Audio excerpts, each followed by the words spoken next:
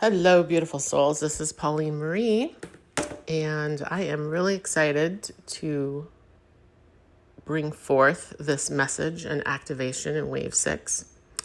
It is something that I feel I have been working with and working towards and activating in my own blueprint. And it is about embodied leadership. So, Wave 6 has a fluid feeling, right? Because embodied leadership, I'm feeling here, is rooted in the flow state rather than in control. So it's here to remind us that leadership is encoded with every soul blueprint. First, calling us into our own sovereignty and our own self-guidance, or our own compass, right? Our inner compass. And as we move into 2026 and this unfolding of the Aquarian age and this new model of leadership emerges for our new earth, I feel qualities such as balanced inclusion, guided through divine feminine intelligence and divine masculine action. And I really get this feeling, and what I've been working with is, right, the leadership drawn from an unseen source. So whether that's named as higher self, God, cosmos, universal intelligence, whatever that is for you, it's still expressed through us and then through our human form here, or our avatar, through humility and grace and holistic awareness.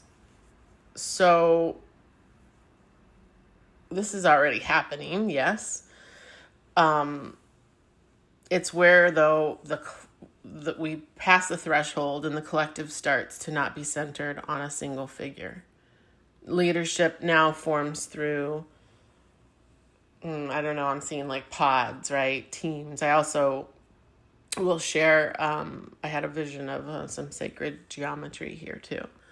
But it's co-creative groups, right? Where all of our diverse gifts unite. They unite in service to a shared vision. And the shared vision, the shared intention is the most important thing.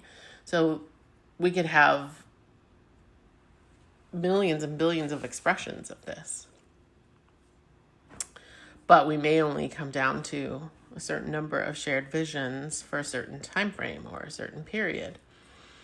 So this activation, it will be further supported as we're in the year of the fire horse, because those energies with sacred geometry insights and aligned with this Axis Monday that I was seeing, that's this anchoring higher wisdom into lived collective expression. This is my interpretation of it. So how are we being called, or how are you being called into leadership, knowing that we're all leaders? And this activation helps us remember our innate leadership and the many ways that call may be expressed. At its core, it's the quality of leadership that emerges and is shaped through something unusual. And for me, what I get with that, I see the sacred geometry. I feel the human design principles coming in. I feel the Mayan 20 energy archetypes coming in as ways to form a framework for the multidimensional being to lead. Because this is coming from ancestral wisdom and knowledge. Like, what if we could tap into all of that before us? Well, not what if, we can, we are. Because they want to guide us and steer us away from previous mistakes. So I know this writing on the wall, so to speak, or how we're crafting or how we're our own creator, this painting on the wall, this writing on the wall. It's abstract exploration. It's fluid state. And that to me is a crucial part, and about not creating solely from any visible reality already. We can't actually turn to reality. We have to draw from the unseen and the unknown, keepers of that wisdom. And this is where souls can alchemize together. We can use math, science, art, music, nature, all of it. Excuse me. So this Axis Monday, in relation to this discovery of new leadership, it was seen as our archetypal center, our being in form. So in the Axis Mundi, in that geometry, we see, or it's spoken, that that's where spiritual realities intersect. They form a vertical line axis. It's a profound geometric and spiritual significant pattern, I think, across cultures. And then mirroring or bringing that in with the fire horse for activation kind of really signifies this time, this rare period of intense energy and passion and transformation, bold action, but also the horse's natural freedom. And then with the fire and the feminine energies of the water together, we have rapid, balanced progress, innovation, decisive change after periods of our own inner reflection and healing. So we're cultivating and fostering wise leadership from many. We need it from everyone, you know. I feel this as that divine intelligence that flows into human consciousness, and it has to be balanced in divine feminine and divine masculine expression.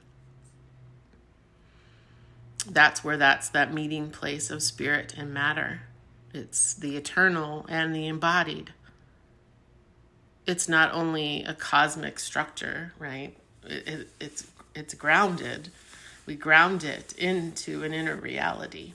And then when the inner reality is manifested and aligned, it expresses the outer reality has to match that. I'm not going to get into all of the physics of all of that or Anyway, it symbolizes then the vertical alignment with each being. That's the symbol here that I was seeing. So it's where higher wisdom, grounded presence, and intuitive knowing converge. So how does one discover a personal Axis Mundi? Well, it's anchored in the inner center of our being in truth, coherence, purpose, certainly amid change. And within this framework, we're invited to explore our own foundational supports. And I was seeing, it's 6 pillars. There are kind of 6 pillars within the Axis Mundi. And when you talk about those 6 pillars, they're whatever values or capacities or principles that stabilize across that. And then it stabilizes internally in terms of the body, the heart, the mind, and the spirit. So these pillars form the living architecture of our own inner sanctuary. They allow us to stand upright in wholeness, to act from clarity, and to move between worlds, timelines,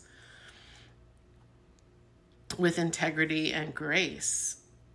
So to me, it's a critical part of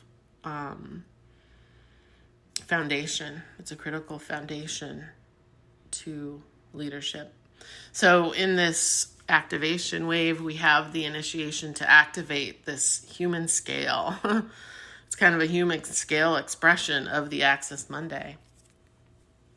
And to activate that within ourselves as balanced leadership, intuitive power, and it's rising from a stable center. So these 6 supporting pillars in co-creating this living architecture that allows higher wisdom to move through us, to move through individuals, move through families, communities without distortion. And we have to do that work, though, to be always mindful of the illusions, right? And when the ego wants to distort, because we're all going to distort. Everything is a distortion. But this is a model I'm feeling for how this could work. And just an example of like these 6 pillars, this could vary, but health, okay? So health anchors the axis into the body and the nervous system. It allows the higher frequencies to be embodied rather than being overwhelmed or being led then through emotion. Emotion being energy and motion, which is valuable, right? It guides us back. But so health, an understanding, just that clear, higher perspective, that mental clarity. We need a shared meaning and intention. Intention, again, is everything. So that orients the access towards truth rather than illusion. Then we have service, which further aligns the access in this upward flow. So this is the personal power in right relationship with the collective and the greater, higher good of all, or who at least your intention is serving. Then we have that friendship that stabilizes the heart field. This can ensure connection, trust, relational coherence. These things are foundational. They have to be established. Then there's some kind of grounding place. So a home, a property, or a possession around that to ground the access into the material reality. We have to give that vertical connection a secure earthly base. And then there's the action. That's the dynamic force. That's the fire horse right now. And it keeps the access alive, keeps it turning, keeps wanting to align it to a lived expression rather than just some static concept that doesn't go anywhere. So I hope that really makes you start to begin to feel what this can be.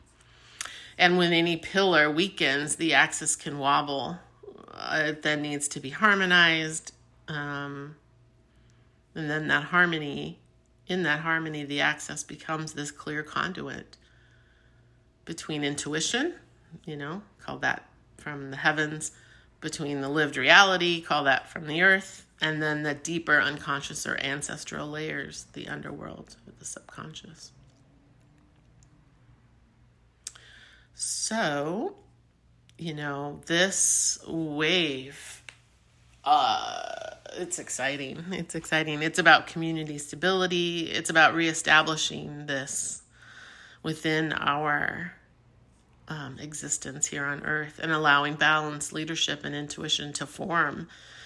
Allow it to form. Be willing to align to something new. And it feels like a collective rise from an aligned, sovereign, and very well-supported center. So let's get into the activation a little deeper. I'd like to hear from the waters. Sorry, I dropped some cards. I'm going to shuffle here.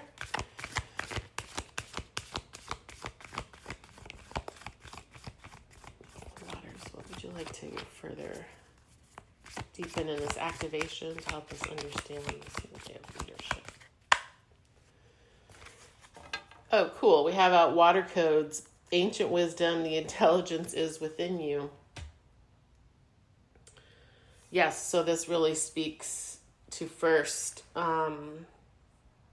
reminding us that that leadership is encoded within us, okay? Those are the water codes. So clear.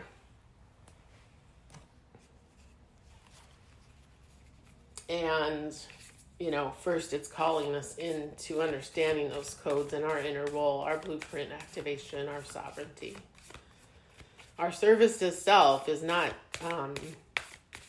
selfish, it's required before we can really be in alignment and service to others. They can happen simultaneously, obviously. All right, let's hear from the wisdom of the cosmos, stars. And we have Starkeeper out. We had Starkeeper out. Gosh, I don't remember what wave it was. It was pretty recent, though. So this is the cosmic ancestor, seeding the light by staying grounded. So this is everything what we're talking about here with how that wisdom comes into the Axis Mundi, how we need that foundation. I'm going to get another star card here. I'm feeling, pull another one.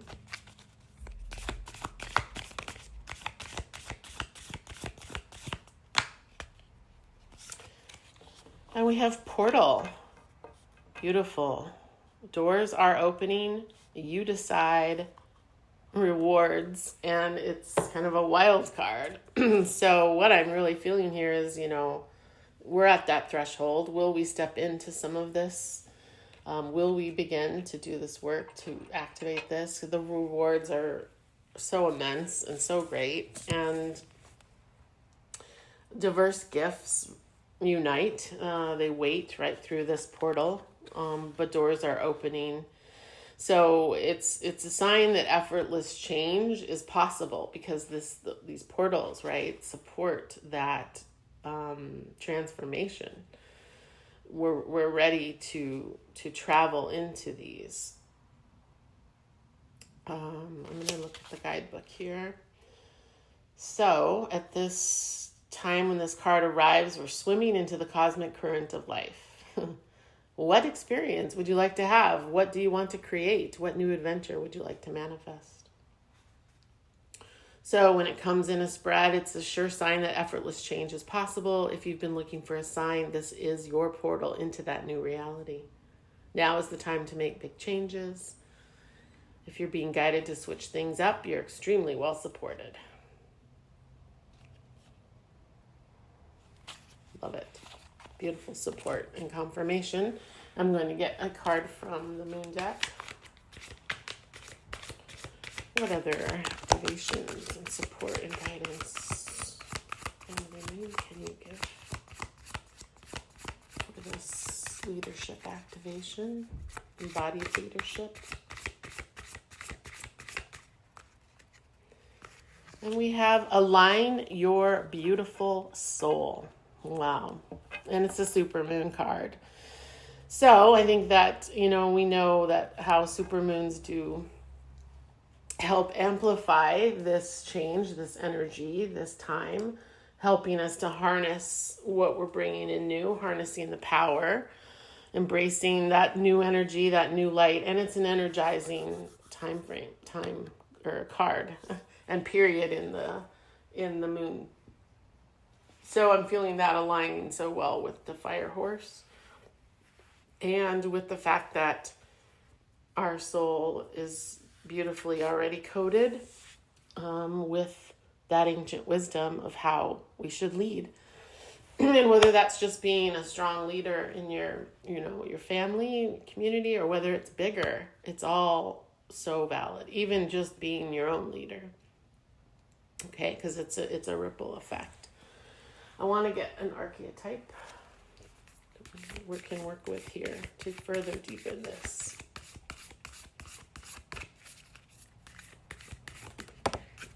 Popped out. Oh, cool. We have the mentor, and it's the owl that flies through the cosmos there's actually fire clouds in this card. So good. It's the inner wisdom.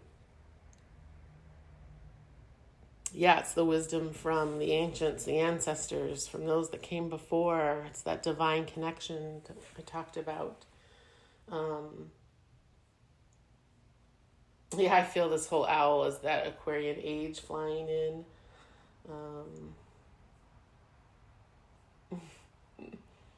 I feel it as what we talked about, where those spiritual realities come in to intersect. I'm going to read from the guidebook on the mentor.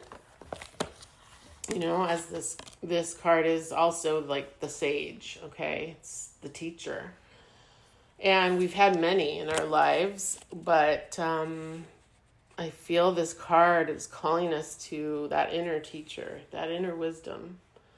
But it's also saying, how do we find these mentors in leadership too?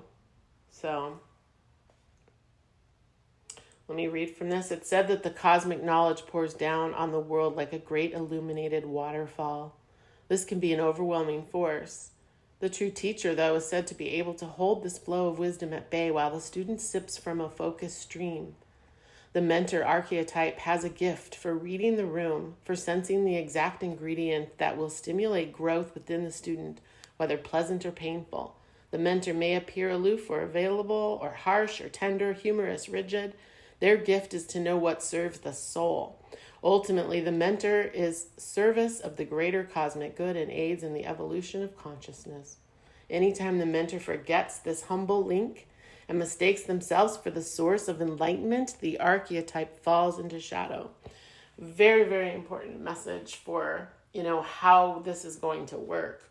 Like, I feel every pod, every group, every community really needs that high level teacher, sage, or guru in a sense, not that they're, any more important, right? We're all puzzles in the piece, but just for that service of the greater good, the greater purpose, holding the intention, reading the room, right? Sensing when things maybe are getting off track from the intention, right? And it's a warning too, it's easy to project power onto another. So, right, this,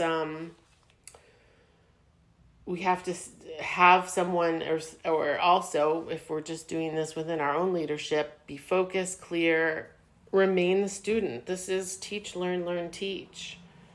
That is the school of Earth itself.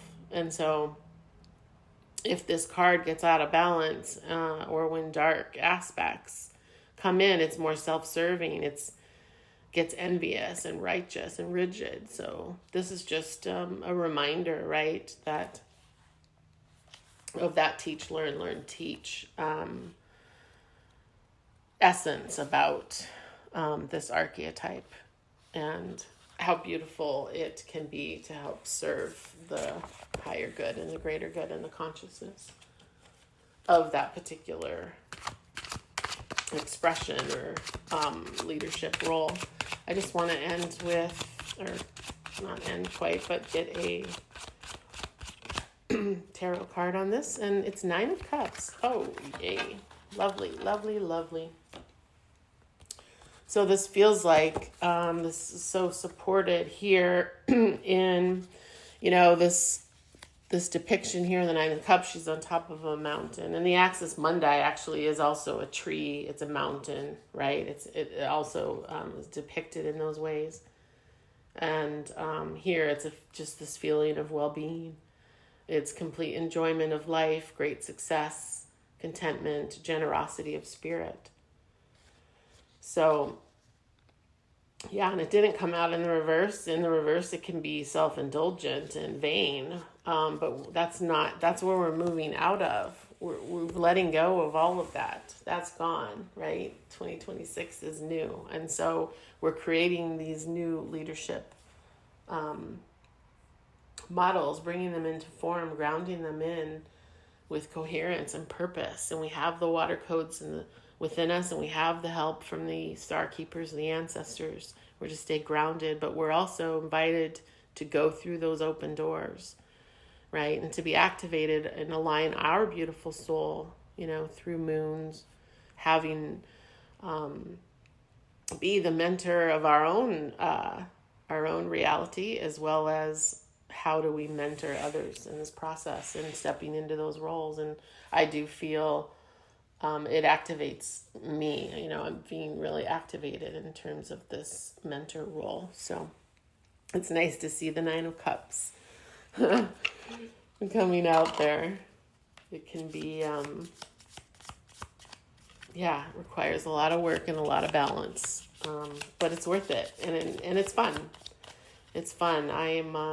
I'm growing in every moment, just even bringing these activations forward, and I'm grateful, so grateful. I'd like to hear from the waters. Can we have a water blessing here? Beautiful water codes. What water blessing would you like to bring forward here. Although all your blessings are beautiful. Oh, right. So we have known and unknown. Allow yourself to feel free as you align with joy. Your strong spirit is rising. So this really supports nicely with the freedom, the freedom that the horse has, the natural freedom, and also the Aquarian age. They're all about balanced, harmonious leadership, but being free, sovereign beings within that. But yeah, definitely doing things from what's known and what's unknown. So I love how that brings in our own talents and gifts, things that we're already have created here. Don't necessarily have to recreate. We're coming into knowing of what's going to work and what's going to fall away. That is just going to happen, and tapping into those unknown things that I also mentioned in the first part, I think, of the I think it was the leadership is drawn from an unseen source. So that's what I'm feeling here. And is the number 8 is out here, as well as the number 6. The mentor is the number 6. I just realized that. How cool. All right. Thank you for being here. Remember, wherever you are is right where you need to be. And of course, thanks for being here. Much love.